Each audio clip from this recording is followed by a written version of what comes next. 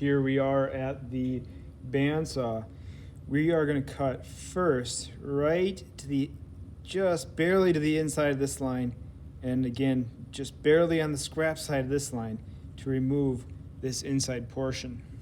We're going to do that to these two, and then we're going to cut straight down the middle of these lines, trying to keep our projects all about the same length. For mine, my last one's going to be smaller. This wasn't exactly 12 inches long. It was a little bit short. Again, does not matter for this project. I already have my height set for my guard. Remember to keep your fingers 2 inches away.